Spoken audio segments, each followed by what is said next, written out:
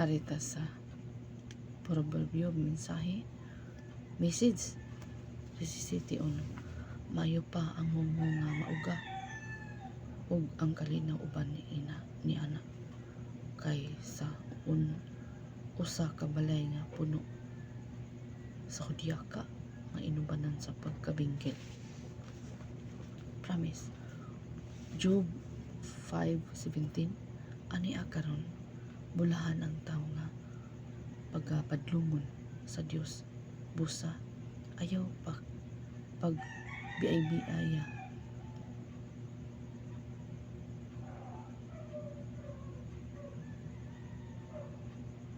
Ayaw pagbiay-biaya sa mga kastigo sa mga kagagahom. Kuman Lucas 17:19. Ug si Job mingon kaniya, tumindog ug lumakaw ka, ang imong pagsalig nakapaayo kanimo.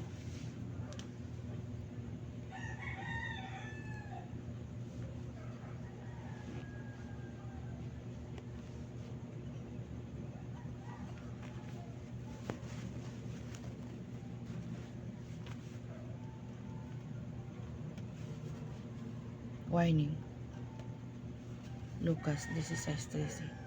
Walay binatunan nga arang makaalagad og duha ka agalon, kay mahitabo man nga dumtan niya ang usa ug higugmao niya ang ikaduha, o dapigan niya ang usa ug tamayo niya ang ikaduha.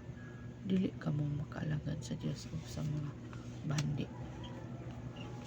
Artes application.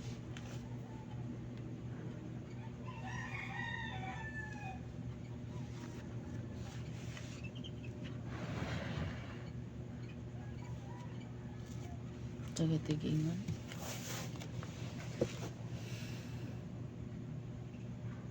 Dili asa sa message. Maayo pa ang mumo nga mauga ug ang kalinaw uban ni ana kaysa usa ka balay nga puno sa hudyaka nga inubanan sa pagkabingkil.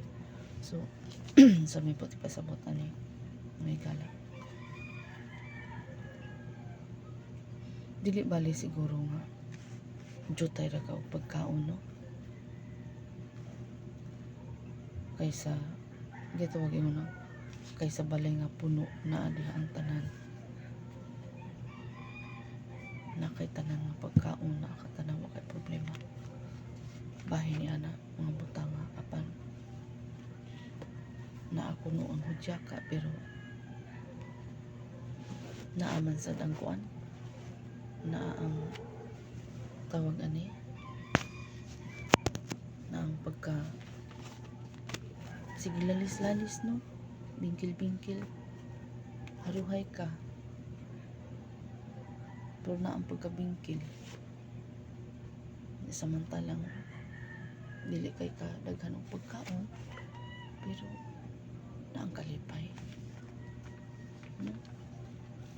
Siningon dire maayo pa ang mumho nga mauga ug ang kalinaw uban ni ana.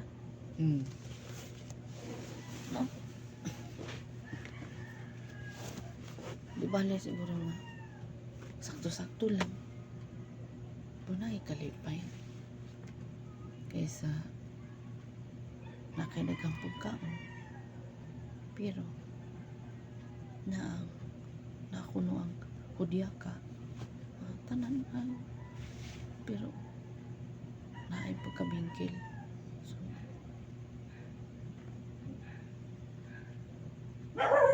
sa ato bandihan napita malinawon imong pangunahuna napita. So naatod kay daghang pagkaon dira or puno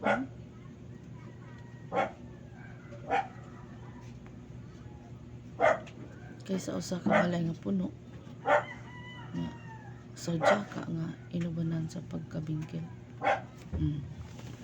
Wala bakak diri bakak dito pero naay pa bingkil-bingkil. So So dili maayo. No, dili maayo.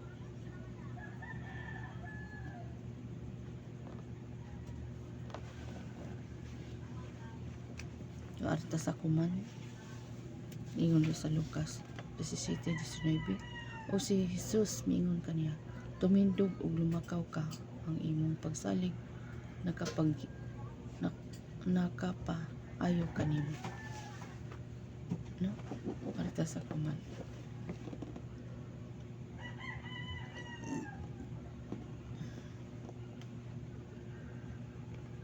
Nga sa atong kinabuhi. Nga sa atong mga problema.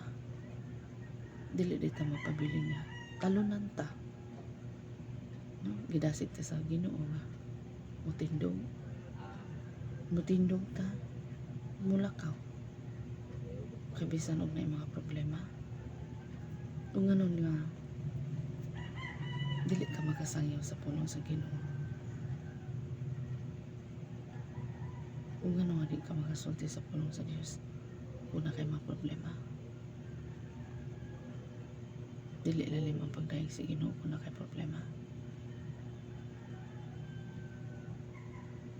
Nag-agda ang pulong sa Dios bisan pag naay problema.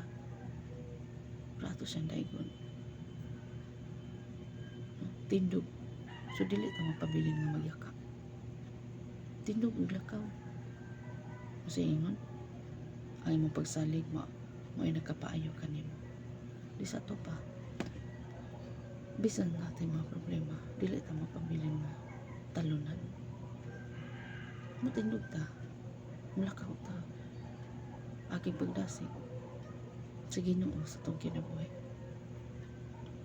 Andi ta mapabilin na talunan. No? Ang pulong sa Dios palakon ta. May sa mga balatian. Dili ta atong isalig sa Ginoo ang tanan. No? Bisa pa may naay mga tunok sa atong kinabuhi. Naay mga tunok sa atong lawas. Pero ang Ginoo mo'y moayo niini. Ingon ang pagsalig mo'y nakapaayo kanimo.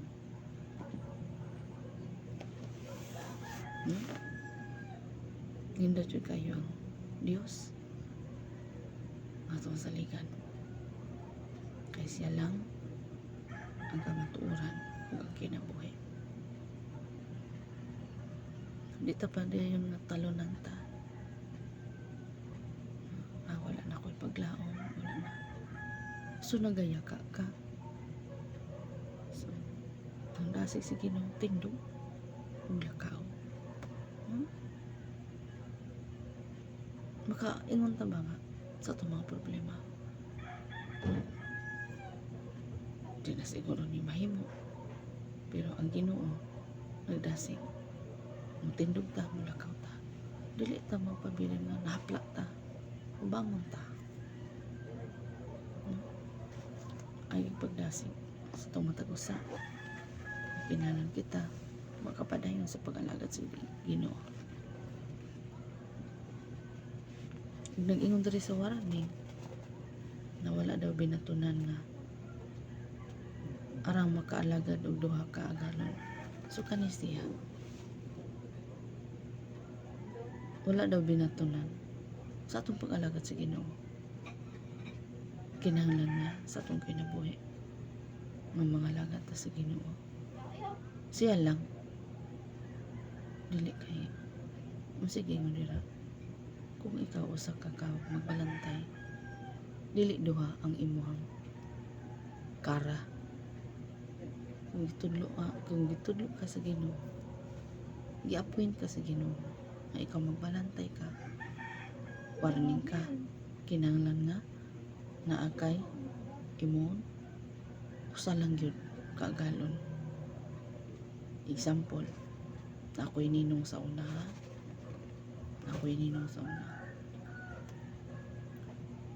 Na siya maestro. Niya sa pod giila po niya siya magtudlo ini ka Domingo. So, kung iana di ay duha na imong agalon. dapat usa lang. Kung i-appointed ka diha, biyai ang isa. Karong focus ka sa usa. Masa gingon diri sa Lucas 16, warning nino, 13, walay binatunan nga arang makaw alagad og duha ka agalon. Kay mahitabo man nga dumtan niya ang usa ug higugmaon niya ang ikaduha, ug gidapigan niya ang usa ug tamayon niya ang ikaduha. Dili kamo makaalagad sa Dios ug sa mga bahandi. Sisigot og bahandi di sa ato pa. Nakay karera duha. Magbalantay ka sa mga karnero sa gipiyal sa Dios kanimo o nanginabuhi sad ka dito sa kalibutan nga dili ka makafocus ba gusto sa Ginoo. Usa lang usa nahitabo sa kong ninong adto time dili gyud makapangalagad ug tarong magbalantay ka. Dili nimo maatiman ang imong mga karnero kung naakay gisabin, no? Ako gid gisabin, focus gyud pod sa karera. Muna nga ikarera nga sama sa una sa mga Levites. Ang mga Levites sa una, mga Lebihanon, gigahin gid sa Ginoo para sa iyang mga katawan. Ikaw karon nakadungog sa pulong sa Dios karon, nag-alagad kag duha sa sa imong bahandi ug adto sa Ginoo. Dapat kung ikaw gitawag ka sa Dios, focus gid ka dito sa Ginoo, no? Kay ang Ginoo may pagkaon nimo sama sa mga Levites, sa mga Israelinon sa una nga Lebihanon, like para itong lang Aaron na nakuan man to sila sa Levites na mga Lebihanon, nahabig man to sila. So dito rin ito sila focus sa ilahang buluhaton para sa Ginoo. Wala na ilaing gisabin kay dili lagi ka makafocus sa pag-alagad sa Ginoo ug ngadto sa bandi. Ano man gusto sa Ginoo, i-focus na to kaniya. Kung ikaw tinawag man sa Ginoo, usa ka magbalantay, kinahanglan makontento ka. Manang ana din napita makaingon nga walk by faith and not by sight. Magalakaw ka sa pagtuo, no? Kay katong mga Lebihanon sa una, mao man to ilang buhat naara sa tulda, naara sa focus sila sa ilang bulaton para sa Ginoo. Ikaw karon usa ka magbalantay, focus pod ka, dili kay duhay mong karera, dili daw ka makaalagad sa Dios ug sa bandi. Kay kinahanglan ni imong dumta na usa, igugmaon mo usa, so dili ka makakonsentrate. So concentrate ka sa Ginoo, kay buhion ra ka sa Ginoo. Sige unsa kuno sa Dios, mas bililhon pa kamo kaysa mga mas bililhon pa kamo kaysa mga langgam. Pero mga langgam ginapakaon sa Dios. Hello, unsa ka nga level karon sa imong pag-alagad sa Ginoo? Nagadepende gyapon ka sa imong makita. Samantalang ang pulong sa Dios nag-ingon nga walk by faith and not by sight. Maglakaw ka sa dalan sa Ginoo. Wala na tong imong karera pangkalibutanon. Kaya dili man ka makafocus. Nga naman, dili ka makabuhat para sa Ginoo. I-focus 101% nga to sa Ginoo, pag-alagad sa Ginoo. No? Nga naman, di ka lagi ka makakonsentrate nga to sa Ginoo. Gusto sa Ginoo nga buo gid siya, dili kay napakay isabin nga karera nimo,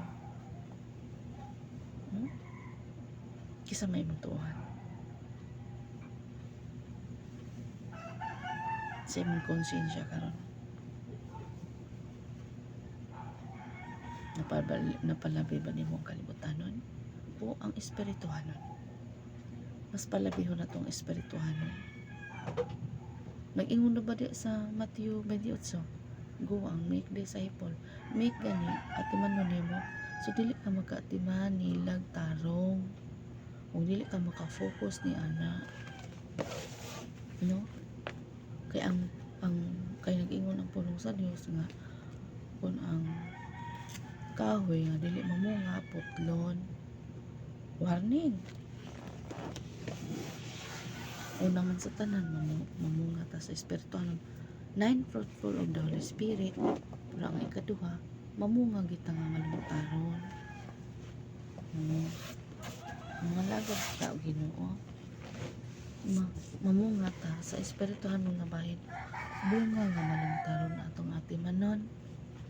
Atong atimanon bunga nga malungtaron. Mga timantag mga kalag. Kumusta man namunga na ka? No? Pila man kakalag imong giatiman karon. No?